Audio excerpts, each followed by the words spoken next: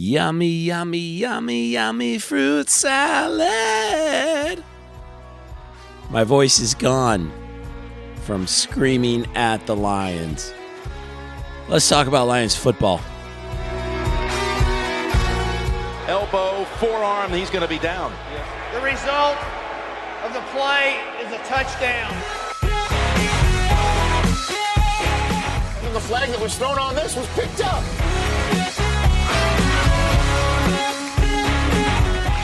I don't know, did it get the face mask? Only do that if you're telling the official you're reporting. The Lions hangover. Hey, what's going on, everybody? I'm Brad. This is another exciting edition. See, they're always exciting. I never know what to say.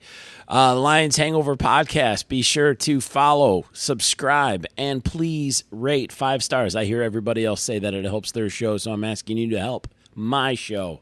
Let's help grow. I've experienced some growth in the last couple weeks. I'm now in 6 different countries. 6 different countries, including the United States. We got Lions fans all over the world listening right now, so that's pretty good. Don't forget to follow me on all social medias, X, Facebook, and the Instagram. Of course, I always say I'm most active on X, a.k.a. Twitter, a little bit active on Instagram, and then that usually bleeds over into Facebook. So, I mean, I appreciate you following me everywhere, of course. But I'm just trying to be honest and upfront with you. The most action I do is going to be on Twitter, and sometimes I'm silent there too. So just stay subscribed to the podcast.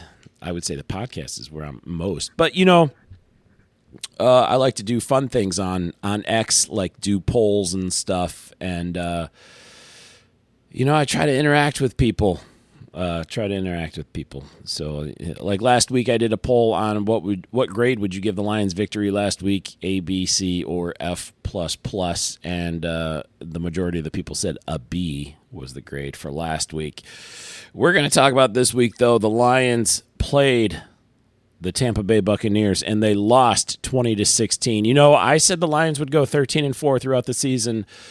But when I did the game breakdown, I could only find 3 games in which they lost, but I knew that wasn't possible, so I figured they would drop one somewhere. I did not think it would be against the Tampa Bay Buccaneers.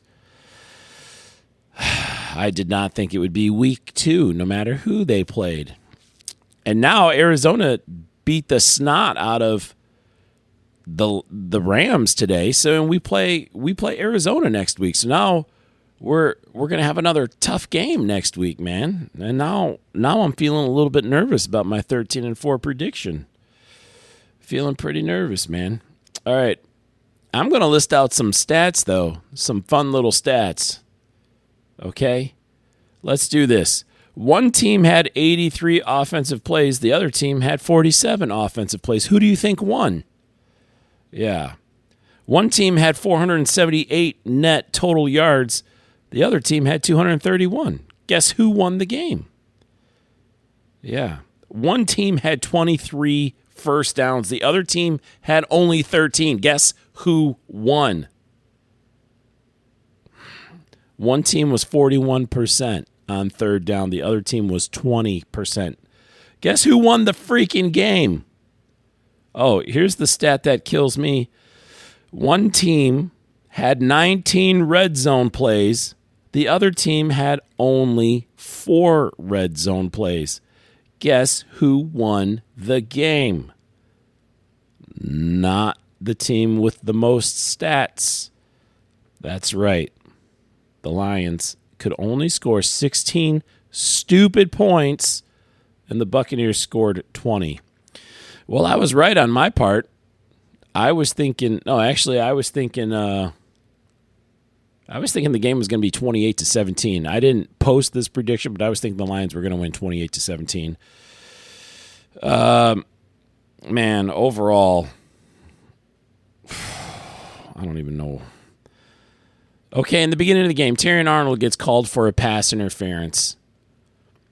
I'm at the stadium. We don't get the luxury of every replay.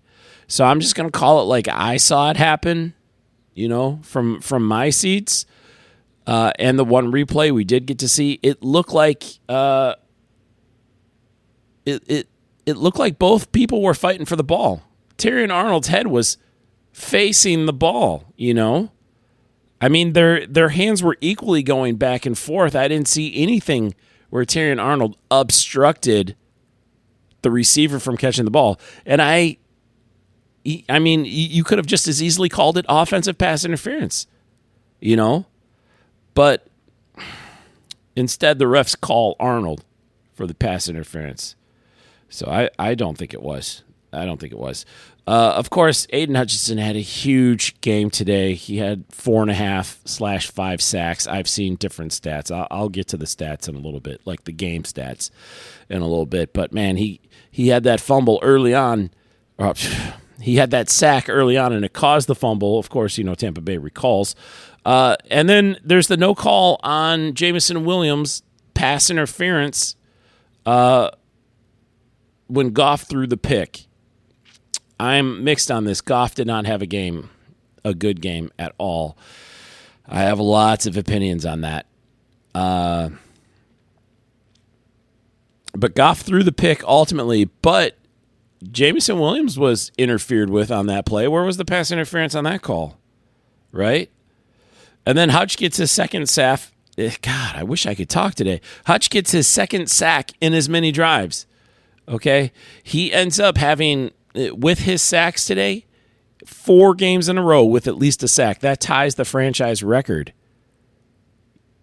That's actually, 4 games, 4 sacks. That dates back to last season as well. Hutch is on fire, dude.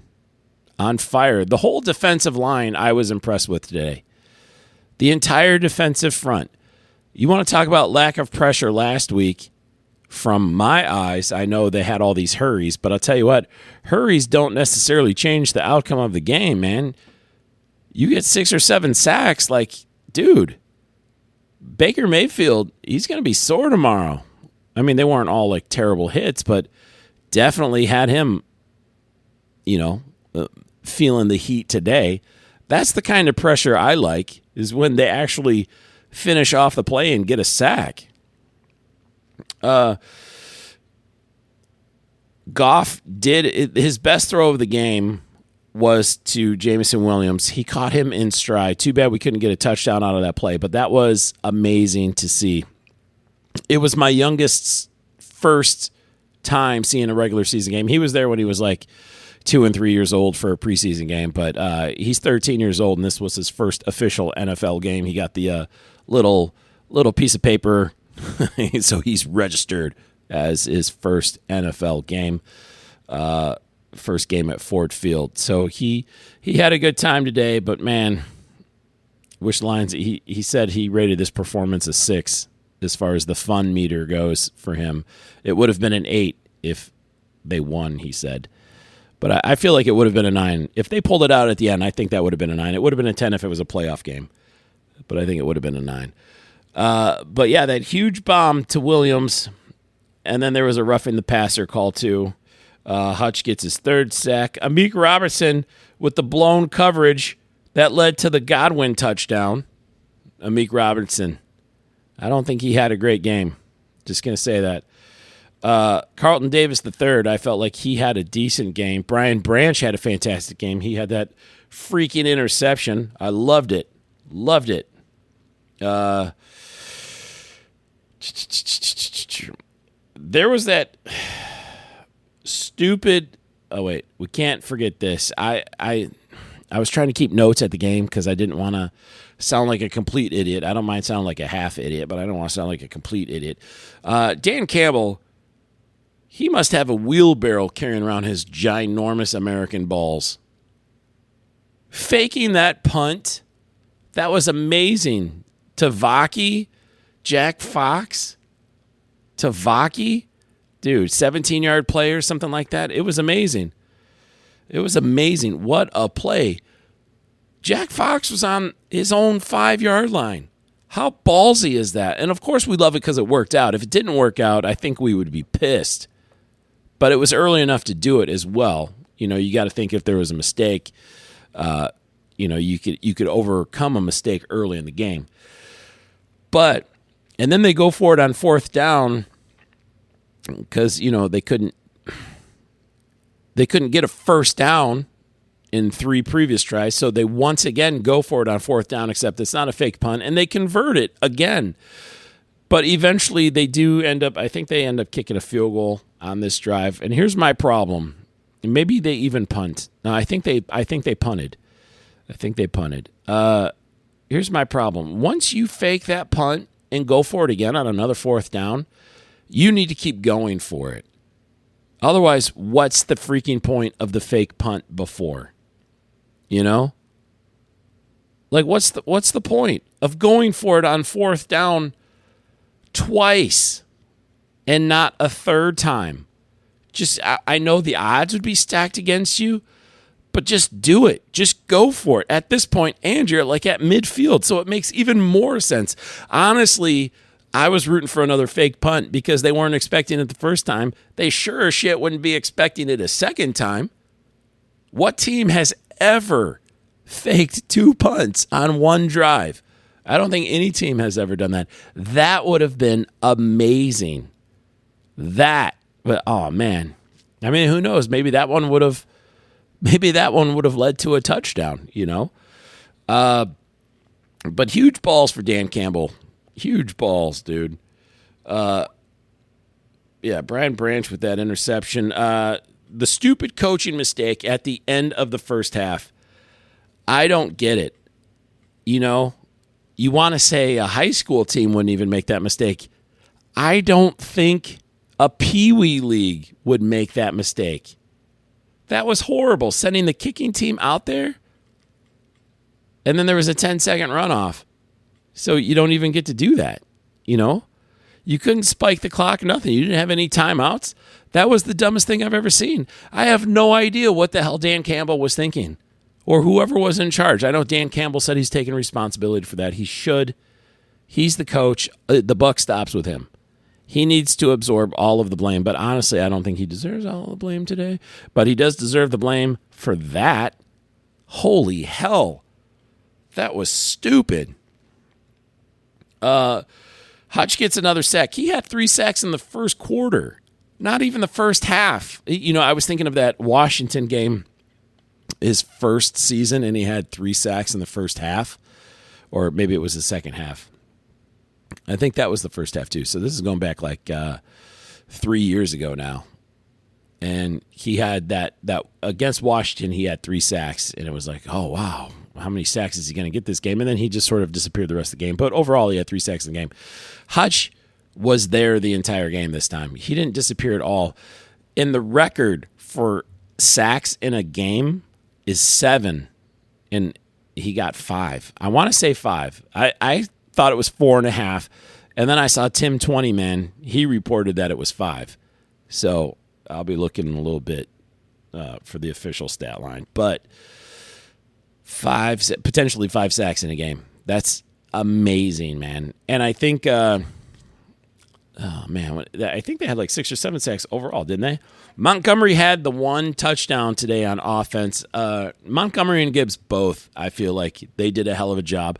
Amon-Ra St. Brown did a hell of a job. But I also felt like they were forcing it to St. Brown quite a few times. Like they were trying super hard to make sure that St. Brown was involved. And while I appreciate that, it wasn't necessarily the best strategic thing to do. Goff left a lot of open people on the field. He can't find the open receiver always. It's like he got locked into just trying to get the ball to St. Brown. He didn't run through all of his progressions. He made horrible passes today. He made horrible decisions today. Overall, he played horrible. I thought he played horrible last week. PFF graded him the worst offensive performer in the game last week. This was like 5 times his worst, and I think he threw for, a crap ton of yards, but it meant nothing because he had 2 picks, One of them was really stupid. The first one looked really stupid, but that was the one where Jamison Williams got held up a little bit. Was it pass interference or not? It doesn't matter. The refs were the other thing. I don't think the refs helped. They weren't the reason we lost, but the refs did not help. Tampa Bay had like 2 penalties as if they played clean the entire time. They didn't hold at all. They had just a false start, and that was it. But yet the Lions had these phantom pass interference calls. I really don't think Terrion Arnold had a pass interference call based off of what I saw. I just don't see it. And I hate to sound like a whiny little bitch, but it's like the Lions lost today, and you look for answers, you look for justifications, you look for places to improve, you know? And right now, I mean, you can't improve the refs. There's no game planning for better refs. You know, that has nothing to do with us. But it did seem lopsided. You know, but the one place that definitely, I keep coming back to it because it's in my head, because I freaking hate the way he played today. It's just Jared Goff. You put any other quarterback on the field today, and I think you're winning. I think you are winning. Jared Goff played so horrible in the last drive of the game, man. The last drive of the game. Not only, you get like a second chance at a last chance. Like, that was so rare. That you have a chance to win the game, and you turn the ball over on downs, and you have all 3 of your timeouts, and you end up getting the ball back with 16 seconds left. You don't take one single shot towards the end zone. In the very last play of the game, of course you're going to dump it short, because that's the Jared Goff thing to do. Not even close to the 5-yard line. The check down person was at the 15-yard line. Do you think, I don't even remember who it was to. Was it Laporta? I honestly don't remember. Was he? I think he was throwing it to Laporta. You expecting Laporta to run 15 yards? They're playing a prevent defense. They had the end zone locked up. And not only can you not hit your check down person, you throw the ball 3 yards short and it hits the ground. I just can't believe it. I don't want to just fill this show with profanities, but it drives me nuts. Time and time again, Jared Goff underthrows his receivers. Jared Goff cannot handle pressure in the pocket. Just when you see a string of good games put together, look, I know he's not the worst quarterback out there. But before the season started, he was top 5 in the NFC. Right now, he's bottom 5. These first 2 weeks, I'm not impressed. This man just got paid a crap ton of money. I am not impressed with Jared Goff. This dude has to get better. Has to get better this year. We can't go through another regression season. What if this is now? What if this is just the quarterback he is? Didn't he fall apart after the last contract that he got in L.A.? Like, what the hell is going on? I don't know that for a fact with the LA contract thing. I don't know that for a fact. I just know that he started to regress instantly. Like, we can't have him regress here. And I wasn't this is like 95% Jared Goff's fault. I'm going to throw a little bit of blame. I mean, not just Dan Campbell, but also Ben Johnson. I'm not impressed with the offensive scheme we've been running. Is he trying to over Ben Johnson himself? The offensive play calling has been kind of undesirable, you know? The ball needs to be spread around more.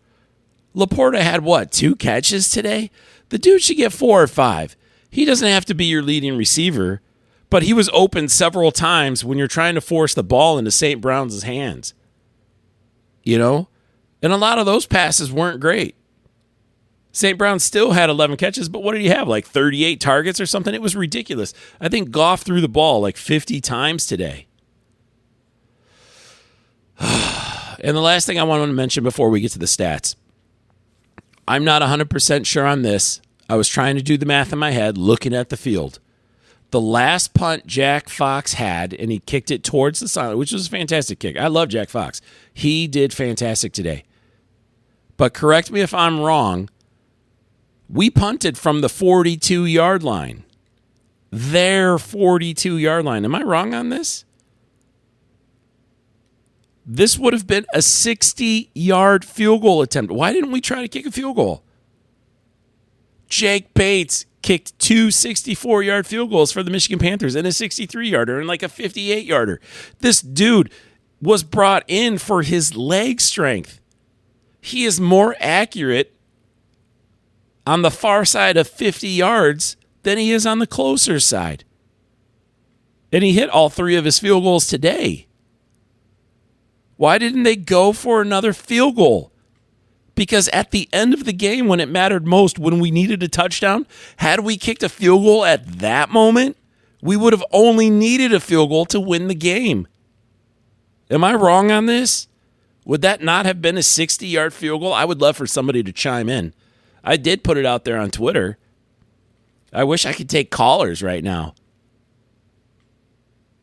Would that not have been a 60-yard field goal? That is money for Jake Bates. You gave this dude a 2-year contract. The Brad Holmes regime has not given any kicker a 2-year contract before. And now you have a kicker that you're putting your faith into. And the dude's played great in the games. I know he had struggles in practice and stuff in preseason, up close, 30 yards. That doesn't seem to be his bread and butter. But for whatever reason, the dude is 100%, 50 yards or more. And you have a chance for a 60-yard field goal at home where he's kicked 60-yard field goals before? Even if it was a 65-yard field goal, hell, everything I've heard about this dude, I would let him try a 68-yard field goal. Why not? Why not? Especially if you're on the opposing team's 42-yard line. I just don't get it. I don't get it.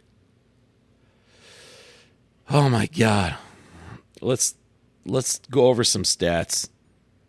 Okay, here we go. Starting off with the Bucs. We always start off with the visiting team for some reason. Baker Mayfield went 12 of 19, 185 yards, 1 touchdown, 1 interception, sacked 5 times. His quarterback rating was 90.9. He also had 5 carries for 34 yards, his longest being 12 yards. He even had a rushing touchdown. Overall, the Lions held the Bucs to 70 yards rushing as a team. 70 yards rushing.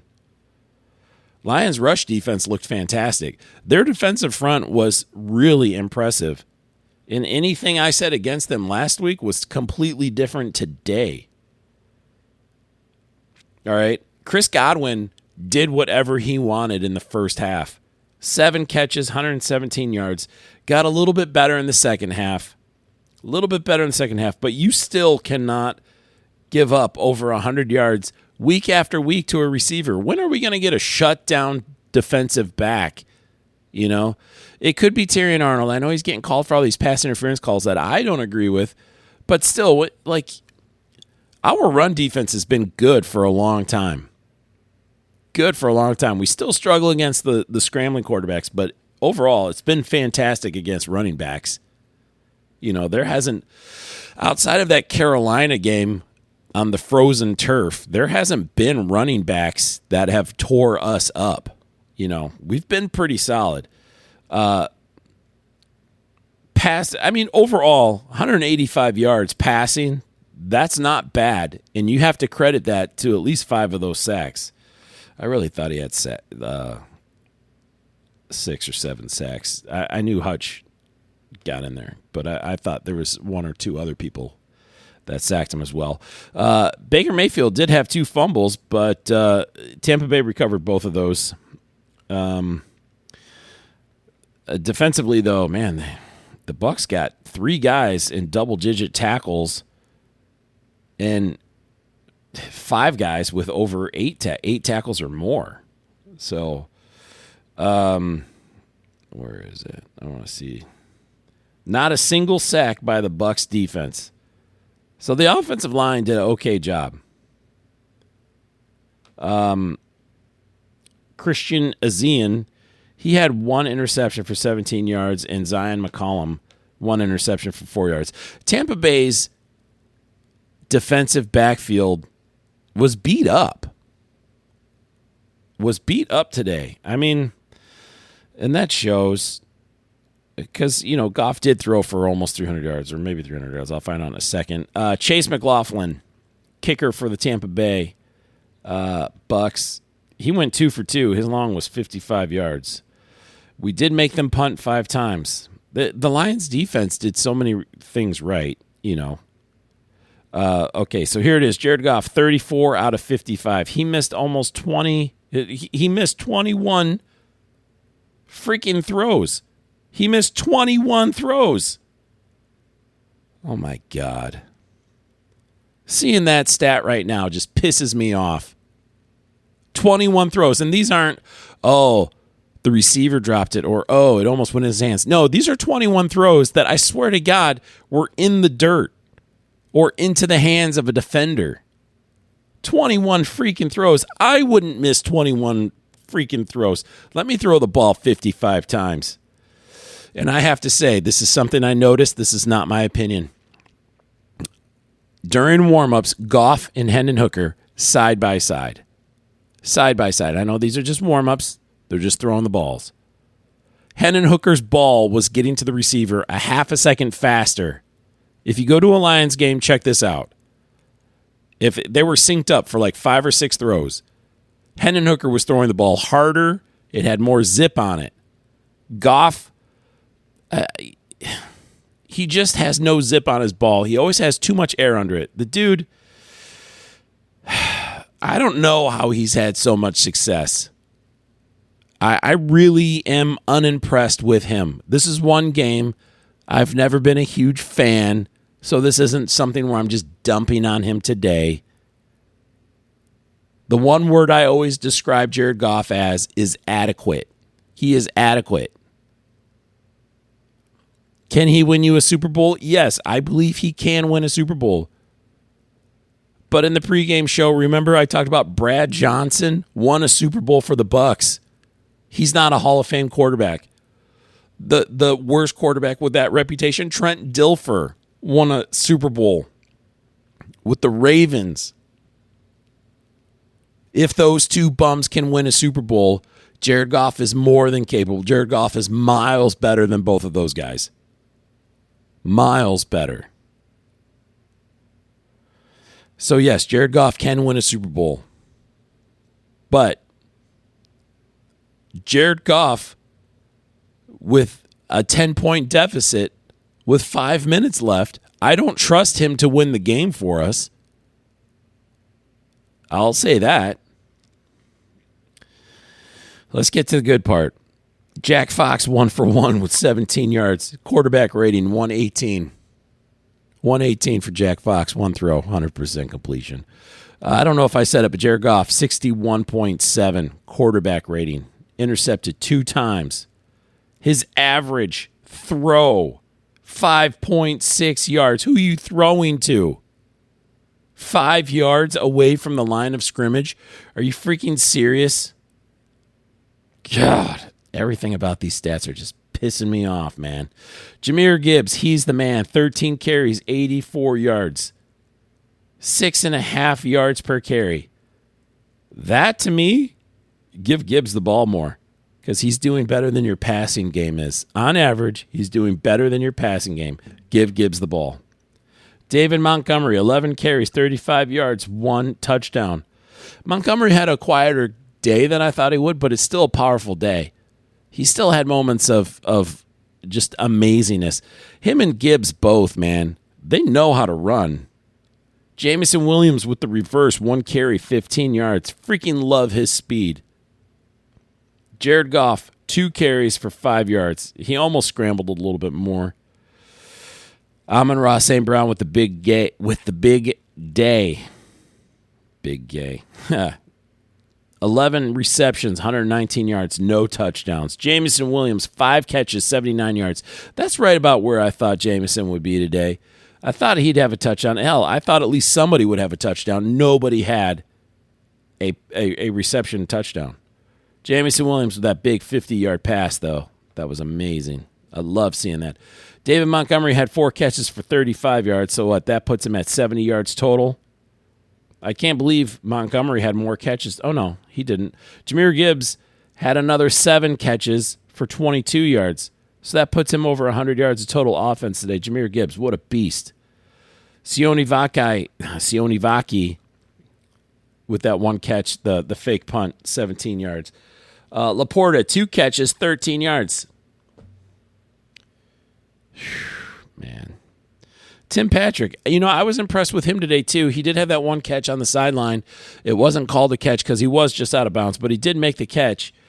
I was actually impressed with Tim Patrick. I would like to see him play some more too. I'm not saying he's got to take anybody's spot, but he might be a viable number 3, man.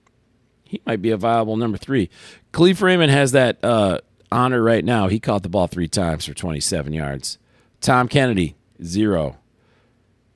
Yep. And this is exactly what I thought. Amon-Ra St. Brown, 11 receptions, 19 targets.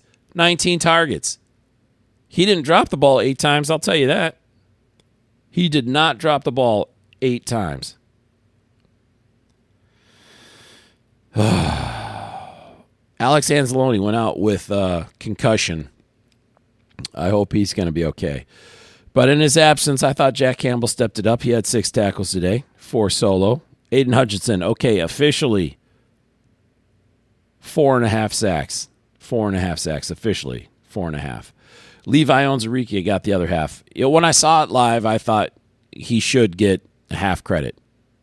And I saw it live. I definitely thought that, they share that credit. I have no problem with Hutchinson getting 4.5 sacks, but I did see Tim Twentyman report that they gave Hutchinson the full sack. So I don't know if he retracted that later. Derek Barnes, 5 tackles. Hutch had 5 tackles. Campbell had 6 tackles. Brian Branch, 6 tackles. That's pretty much it. Anzalone had 4 tackles before he went out. Kirby Joseph had 4. Onwuzurike had 4. Lee McDeal had 1. DJ Reader had 1. Yeah. I did like having DJ Reader out there. Now, if he's the reason Hutch had 7 sacks or 5 sacks or not, just his presence on the field, I'm totally cool with DJ Reader only getting 1 tackle, because if his job is to absorb attention and that frees up Hutch, then I love that. Or if it frees up Davenport, if he ever plays again. I guess the dude he only played like 4 games last season, and we signed this guy to a contract? That makes me a bit nervous, man. Makes me a bit nervous. Tom Kennedy had 3 kick returns. I kind of like seeing the kick returns because the Bucs didn't force a touchback at all. I did like seeing them, but you got to make it to the 30 at least. Otherwise, it's not worth returning the kick, But I know that's part of the gamble, too. Khalif Raymond, 3 punt returns. I liked that a lot, too. I thought Khalif Raymond had a decent punt return day. I like him as a punt returner. Jake Bates, 3 for 3, his longest 35. It could have been freaking 60 yards if they would have just gave him a shot. Jack Fox officially with 2 punts. Man, I thought he punted 3 times. How can you have this much stats and lose the game? How can you have this many stats and not have a passing touchdown? You throw for 300 yards and not have a passing touchdown?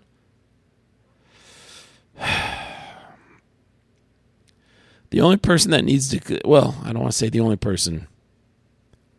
Dan Campbell, I love you. Get your head out of your ass. I don't want to see that before the half stuff ever again. I don't want to see your kicker in field goal range for his leg. This isn't Michael Badgley out there. You have a kicker that can make a 60-yard field goal and then some. I don't want to see you not go for points whenever you can. You could have won this game with a field goal at the end. Sorry, I'm just really passionate about this. This really upset me today. The bonehead coaching calls and the piss-poor play by Jared Goff really upset me today. And I don't care that we lose. No team is going undefeated. But if we lose, I at least want to look like a competent football team. I want to look like we have a competent quarterback. We didn't look like that. We scored 16 freaking points. We could have scored easily 30 points. This could have been a blowout victory for the Lions. And they let it get away. They only had the lead once that I can think of. It was just horrible. This is probably one of the most passionate podcasts I've ever done. I should wrap it up. Thanks for listening, guys. This has been the post-game show. I don't ever want to do a post-game show like this again. Do better, Jared Goff. Do better. You got a tough opponent now. It should have been an easy opponent before the season started, but Arizona's looking good right now. Arizona just manhandled the team that you barely beat last week. This should make everybody nervous. It's not time to ring the alarm just yet, but we should be nervous. We should have some raised eyebrows. We got to be looking over our shoulder a little bit now. After these 2 weeks, not this one game, after these 2 weeks, we now perhaps, and we'll know for sure in the next 2 weeks, after 4 games, we'll know what the Lions are. Are they Super Bowl contenders or not? Were they a one and done last year or not? This is something we don't quite have to ask yet, but that question's going to start formulating, and we'll know in the next 2 weeks what kind of team we have going for us. Regardless, I love the Lions. I'm going to go to every single game this year, except Thanksgiving. They're my team no matter what. Win or lose, they're my team. I just want to see a good game. This was not a good game. That's it for me. Thanks again for subscribing, everybody. Thanks for following. Thanks for rating. I hope you had fun. I had fun with this. I did. But oh my God, Jared Goff, I will find you. I will find you. All right. Take it easy, everybody.